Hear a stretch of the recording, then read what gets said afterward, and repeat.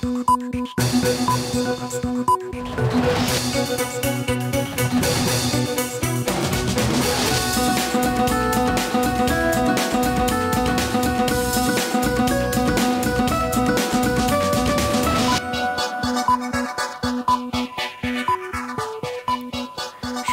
সবাইকে স্বাগত রাতের মাছরাঙা সংবাদে। আপনাদের সঙ্গে আছেন ফারহানা পারভিন। শুরুতেই জানিয়ে দিচ্ছি গার্ডিয়ান লাইফ ইন্স্যুরেন্স সংবাদ শিরোনাম।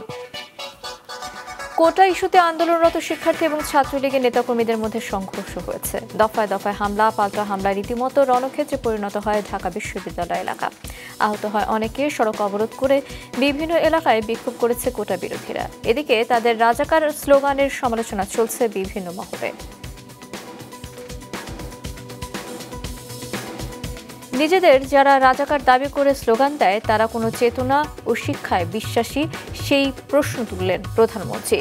সকালে নিজ কার্যালয়ে বার্ষিক কর্মসম্পাদন চুক্তি স্বাক্ষর এবং শুদ্ধাচার পুরস্কার প্রদান অনুষ্ঠানে তিনি রাজাকার স্লোগান দেয়াকে দুঃখজনক আখ্যায়িত করে বলেন, মুক্তিযুদ্ধের চেতনা বজায় রাখাই সরকারের লক্ষ্য। সাপ্তাহিক বা পাক্ষিক হিসেবে নয়, প্রতিদিনই বাড়ছে নিত্যপণ্যের দাম। সপ্তাহের মাঝপথে আরও বেড়েছে বেশিরভাগ সবজির দাম। অধিকাংশ ক্ষেত্রে বেড়েছে কেজিতে 10 থেকে 15 টাকা পর্যন্ত। এখনও চড়া পেঁয়াজ, বেড়েছে চালের দাম। বরাবরের মতোই সরবরাহ সংকটকে দায়ী করছেন বিক্রেতারা। এবার বিস্তারিত সংবাদ। সরকারি চাকরিতে কোটা সংস্কারের দাবিতে আন্দোলনরত শিক্ষার্থী এবং ছাত্রলীগের নেতাকর্মীদের মধ্যে বিভিন্ন স্থানে ধাওয়া পাল্টা দেওয়ার ঘটনা ঘটেছে আজ। এ সময় উভয় পক্ষের বেশ কয়েকজন আহত হয়। আন্দোলনকারীদের হটিয়ে ঢাকা বিশ্ববিদ্যালয়ের ক্যাম্পাস নিয়ন্ত্রণে নিয়েছে ছাত্রলীগ। দাউদ হাসানের রিপোর্ট। এভাবেই কিছু সময় পরপর ছাত্রলীগ ও কোটা সংস্কারের দাবিতে আন্দোলনরত শিক্ষার্থীদের মধ্যে ধাওয়া পাল্টা ধাওয়া হচ্ছিল।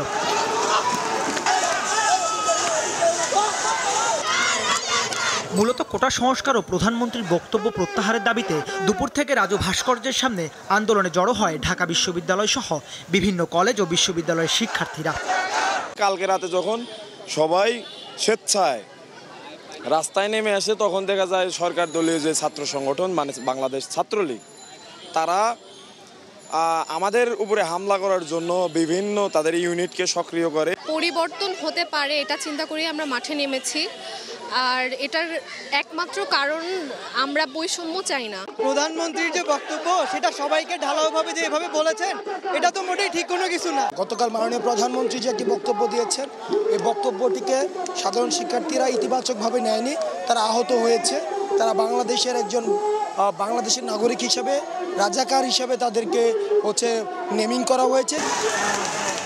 বিক্ষোভ শেষে বিকেল 3টার দিকে মিছিল নিয়ে শিক্ষার্থীরা বিজয় 71 হলের দিকে এগোলে ছাত্রলীগ সেখানে অবস্থান নেয়। এরপর শুরু হয় আন্দোলনকারী ও ছাত্রলীগের মধ্যে ইট পাটকেল ছোড়াছুড়ি। কিছুক্ষণের মধ্যেই তার রূপ নেয় ধাওয়া পাল্টা ধাওয়ায়। পরে মল চত্বর, ফুলার রোড, নীলক্ষেত এলাকায় ছড়িয়ে পড়ে এই আন্দোলন। প্রায় 1 ঘন্টার সংঘর্ষ ও পাল্টাপাল্টি ধাওয়ার পর কোটা সংস্কারের দাবিতে আন্দোলনকারীদের তাড়িয়ে ঢাকা বিশ্ববিদ্যালয় ক্যাম্পাস নিয়ন্ত্রণে নেয় ছাত্রলীগ। এ সময় উভয় পক্ষে বেশ কিছু শিক্ষার্থী আহত হন।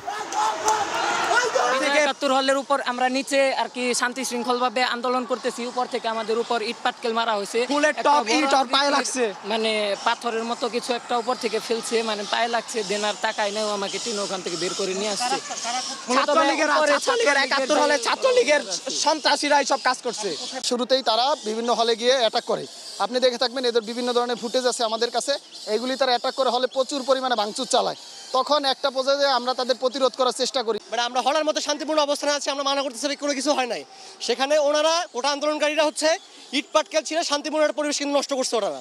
ছাত্রলীগের সাধারণ সম্পাদক বলেন, রাজাকার স্লোগান দিয়ে যারা ঢাকা বিশ্ববিদ্যালয়কে কলঙ্কিত করেছে তাদের প্রতিহত করা হচ্ছে। দেশের সচেতন তরুণ সমাজ ঢাকা বিশ্ববিদ্যালয়কে রক্ষায় এগিয়ে এসেছে।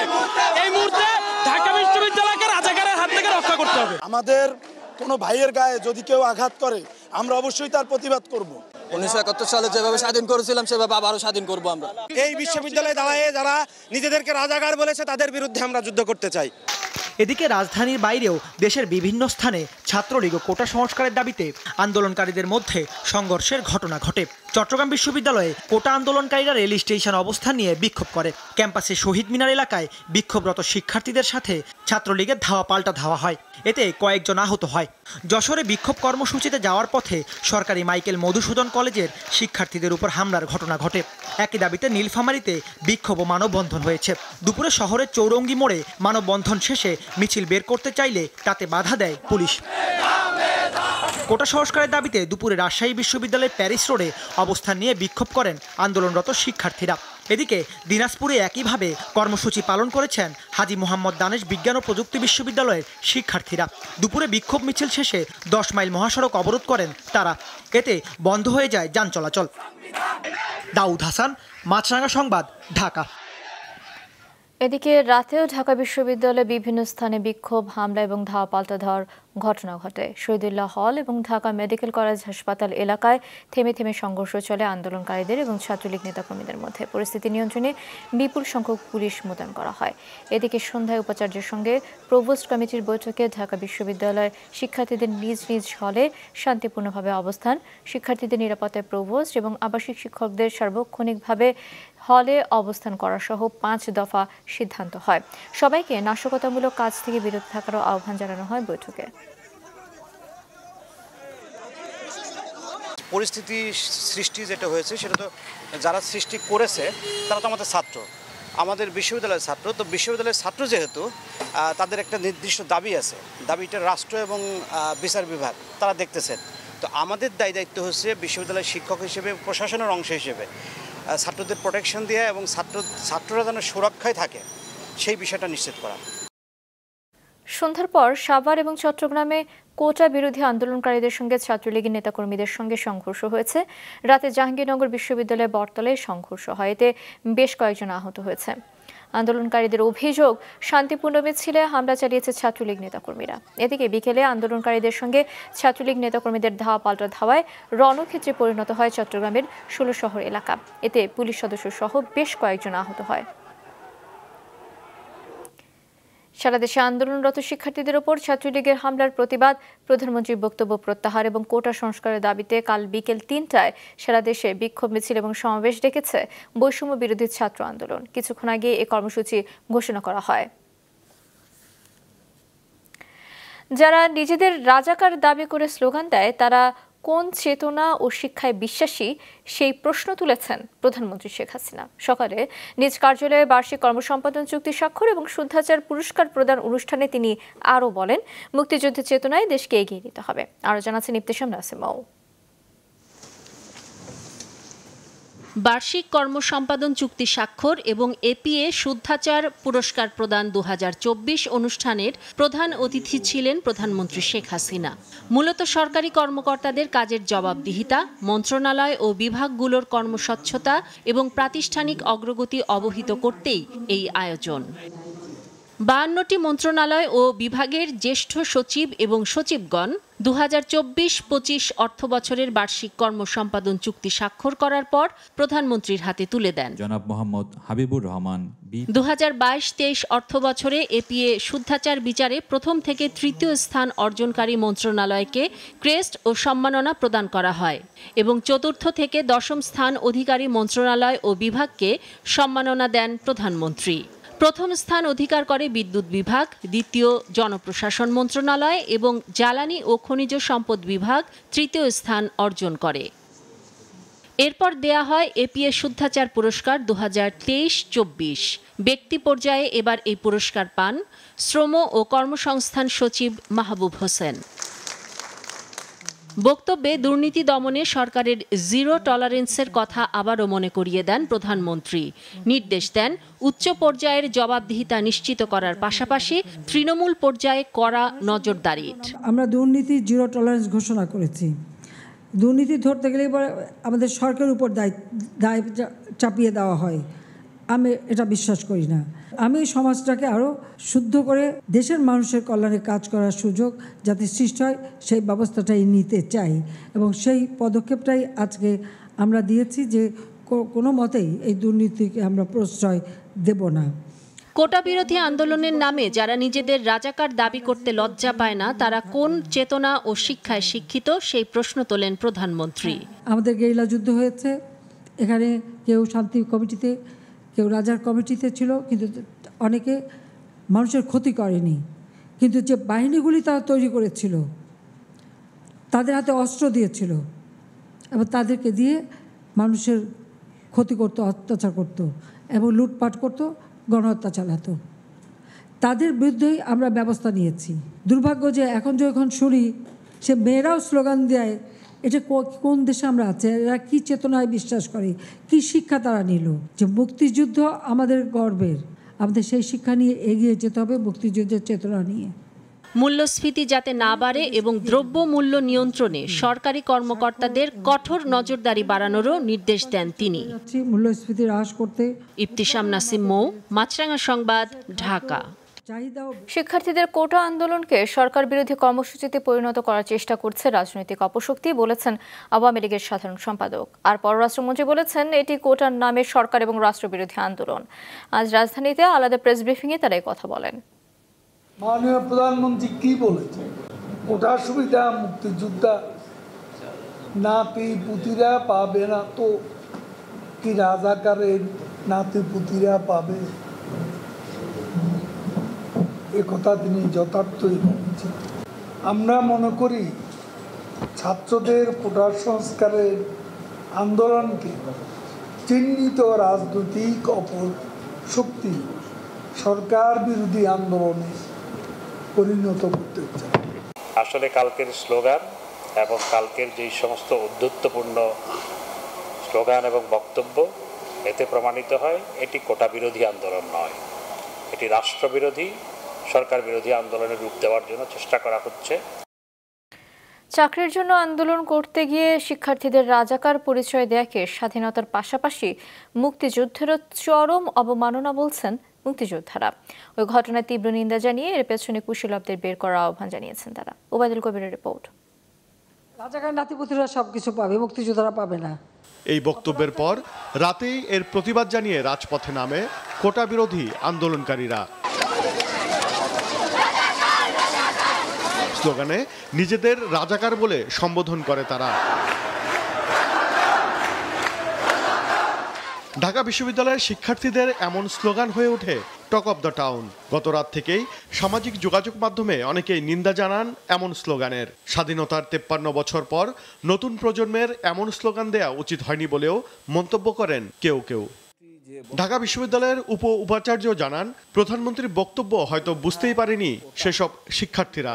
তাদের নিজেদের রাজাকার দাবি করার স্লোগানের নিন্দা জানান তিনি। প্রধানমন্ত্রীর কথা এদের উপলব্ধি করতে এরা পারে নাই। আমি রাজাকার, তুই রাজাকার, আমরা রাজাকার, এই সমস্ত স্লোগান খুবই লজ্জার। এই স্লোগান এটা গ্লানিকর। এই স্লোগান দেওয়া ঢাকা বিশ্ববিদ্যালয়ের কোনো ছাত্রছাত্রীর জন্যেই সম্মানজনক না। মহান স্বাধীনতা যুদ্ধে সরাসরি অংশ নেয়া বীর মুক্তিযোদ্ধা নাসিরউদ্দিন ইউসুফ বাচ্চু মনে করেন ওই স্লোগান মহান মুক্তিযুদ্ধের চেতনার জন্য অপমানের। তাদেরকে কে পরিচালিত করছে, তাদের পেছনে কে আছে? আমি মনে করি যে আমাদের এই সন্তানতুল্য ছাত্রছাত্রীরা একটি অংশ যে কথা বলছে, সে কথায় আমরা যেমন আহত হচ্ছি, একই সাথে আমি কিন্তু বোঝারও চেষ্টা করছি যে তারা এই জায়গাটায় কেন গেল, যে এটার মধ্য দিয়ে বাংলাদেশের মুক্তিযুদ্ধের যে গৌরবোজ্জ্বল ইতিহাস আছে তাকে কলঙ্কিত করা হয়েছে। এই আন্দোলনের মাধ্যমে স্বাধীনতা বিরোধীরা যেন কোনো সুযোগ নিতে না পারে সে ব্যাপারে সতর্ক থাকতে আন্দোলনকারীদের পরামর্শ দেন তারা। ওবায়দুল কবির, মাছরাঙা সংবাদ, ঢাকা। সপ্তাহের মাঝপথে আরও বেড়েছে বেশিরভাগ সবজির দাম। অধিকাংশ সবজির দাম কেজিতে বেড়েছে 10 থেকে 15 টাকা পর্যন্ত। বেড়েছে চালের দামও, কিছুটা কমেছে কাঁচা মরিচ, এখনো চড়া পেঁয়াজের দাম। মাহমুদ কমলের রিপোর্ট। 1 কেজি সবজি কিনতে চান তাহলে আপনার পকেটে 100 টাকাও যথেষ্ট নয়, কারণ 3 দিনের ব্যবধানে বেশিরভাগ সবজির দামই কেজিতে বেড়েছে 10 থেকে 15 টাকা। তাতে অধিকাংশ সবজিই এখন বিক্রি হচ্ছে 100 থেকে 120 টাকায়। বিক্রেতারা বলছেন বাজারে চলছে সবজি সংকট। প্রতি কেজিতে 10টা 15টা 5 টাকা প্রতিদিন বাড়ে। ভেন্ডি দরকার 20 কেজি, একটা অনুযায়ী কথা এই জায়গায় 5 কেজি মাল খুবই সংকট, মাল একদম কম, তার দাম একটু বাড়তি। বেগুন 120 টাকা, সাদা বেগুন 100 টাকা, লম্বা বেগুন 100 টাকা, করলা 120 টাকা, প্রতিটা মালে 100 টাকা 90 টাকা এরকম দাম। বাড়তে থাকা মরিচের দর খানিকটা কমেছে, কেজিতে 20 টাকা কমে বিক্রি হচ্ছে 240 টাকায়। গত 5 দিন ছিল আমরা 400 টাকা কেজি, মানে 300-350 টাকা আমাদেরকে কিনেছিল, তো আজকে 2 দিন একটু কমছে, কমের দিকে আছে। এখন আজকে বেচতেছি 240-250। মাল আছে পর্যাপ্ত, কিন্তু বাজারে দাম বেশি। গেল সপ্তাহের বাড়তি দামেই বিক্রি হচ্ছে আদা রসুন, কমার লক্ষণ নেই পেঁয়াজ। দেশি পেঁয়াজের কেজি বিক্রি হচ্ছে 110 থেকে 120 টাকায়। তবে বাজারে এসব পণ্যের তেমন সংকট নেই জানান বিক্রেতারা। যে দামে বেশি পরের দিন দেখা যায় এই দামে কিনি। পেঁয়াজটা এই সপ্তাহ খানিকের মধ্যে একেবারে এক ফাল 120 টাকায় চলে গেছে। আপনার ওরা বলতেছে যে সাপ্লাই নাই, মাল আসতে পারে না, গাড়ি পাই না, তারপর বৃষ্টি, সবকিছু মিলে ওরা এইভাবে অজুহাত দিতেছে। ছোট বড় অধিকাংশ মাছের দাম অপরিবর্তিত থাকলেও বেড়েছে ইলিশের দাম। 1 কেজি সাইজের ইলিশ বিক্রি হচ্ছে 1800 থেকে 1900 টাকায়।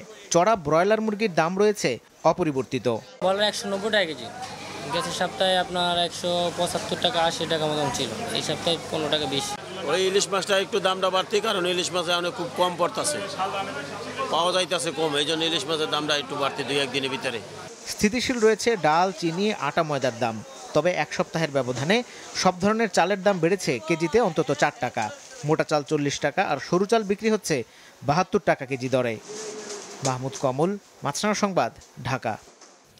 প্রধানমন্ত্রী শেখ হাসিনার সাবেক ব্যক্তিগত সহকারী জাহাঙ্গীর আলম এবং তার স্ত্রী কামরুন নাহার ও তাদের স্বার্থ সংশ্লিষ্ট প্রতিষ্ঠানের ব্যাংক হিসাব জব্দ করার নির্দেশ দিয়েছে বাংলাদেশ ব্যাংক। সেই সঙ্গে তাদের হিসাব খোলার ফর্ম সহ যাবতীয় তথ্য আগামী 5 দিনের মধ্যে পাঠাতে বলা হয়েছে। গতকালই কেন্দ্রীয় ব্যাংকের বাংলাদেশ ফিনান্সিয়াল ইন্টেলিজেন্স ইউনিট এই সংক্রান্ত নির্দেশনা দেয়। সাম্প্রতিক চীন সফর নিয়ে গতকালের সংবাদ সম্মেলনে দুর্নীতির বিরুদ্ধে ব্যবস্থা নেওয়া প্রসঙ্গে প্রধানমন্ত্রী নিজের বাসার সাবেক এ কর্মীর অর্থ সম্পদের বিষয়টি সামনে আনেন। বলেন, বাসায় কাজ করেছে, পিয়ন ছিল, এখন 400 কোটি টাকার মালিক, হেলিকপ্টার ছাড়া চলে না। জাহাঙ্গীর আলম নোয়াখালীর চাটখিল উপজেলার খিলপাড়া ইউনিয়নের নাহারখিল গ্রামের বাসিন্দা। তিনি এর আগে নোয়াখালী জেলা আওয়ামী লীগের সহ সভাপতি ছিলেন। উল্টা রথযাত্রার মধ্য দিয়ে পাবনায় শেষ হয়েছে শ্রী শ্রী জগন্নাথ দেবের রথযাত্রা উৎসব। বিকেলে শহরের শ্রী শ্রী রাধা গিরিধারী জিও মন্দিরে এই উৎসবের সমাপনী অনুষ্ঠানে প্রধান অতিথি ছিলেন জেলা পরিষদ চেয়ারম্যান বীর মুক্তিযোদ্ধা আসম আব্দুর রহিম পাকুন। বক্তব্য রাখেন জেলা পূজা উদযাপন পরিষদের সভাপতি প্রভাস চন্দ্র ভদ্র, পানি উন্নয়ন বোর্ডের তত্ত্বাবধায়ক প্রকৌশলী সুধাংশু সরকার সহ স্থানীয় হিন্দু সম্প্রদায়ের নেতৃবৃন্দ। পরে শহরের শ্রী শ্রী জয়কালী বাড়ি মন্দির, রাধানগর বারোয়ারি মন্দির এবং রাধানগর সবুজবাগ ইস্কন মন্দির থেকে পৃথক 3টি উল্টো রথযাত্রা অংশগ্রহণ করেন স্থানীয় হিন্দু সম্প্রদায়ের শত শত নারী পুরুষ। রাতের সংবাদ শেষ করছি, তার আগে গার্ডিয়ান লাইফ ইন্স্যুরেন্স সংবাদ শিরোনামগুলো আরও একবার। কোটা ইস্যুতে আন্দোলনরতদের সঙ্গে ছাত্রলীগ নেতাকর্মীদের সংঘর্ষ, ঢাকা বিশ্ববিদ্যালয় এলাকার রণক্ষেত্র, রাজাকার স্লোগানের সমালোচনা। যারা রাজাকার দাবি করে স্লোগান দেয় তারা কোন চেতনা ও শিক্ষায় বিশ্বাসী, প্রশ্ন প্রধানমন্ত্রীর। মুক্তিযুদ্ধের চেতনায় এগিয়ে যাওয়ার আহ্বান। সাপ্তাহিক বা পাক্ষিক হিসেবে নয়, প্রায় প্রতিদিনই বাড়ছে নিত্যপণ্যের দাম, 100 টাকায় পৌঁছেছে অধিকাংশ সবজির কেজি। এ ছিল এখনকার মতো। ফেসবুকে আপডেট পেতে ভিজিট করুন মাছরাঙা টেলিভিশনের পেজে, ইউটিউব চ্যানেলেও দেখতে পারেন আমাদের সংবাদ প্রতিবেদন এবং অনুষ্ঠান। দর্শক, রাস্তায় ধুলো এবং ধোঁয়া ফুসফুসের ক্ষতির কারণ হতে পারে, তাই জীবাণু এবং ফুসফুসের সংক্রমণ থেকে সুরক্ষিত থাকতে ব্যবহার করুন ফেস মাস্ক। এতক্ষণ সঙ্গে থাকার জন্য ধন্যবাদ।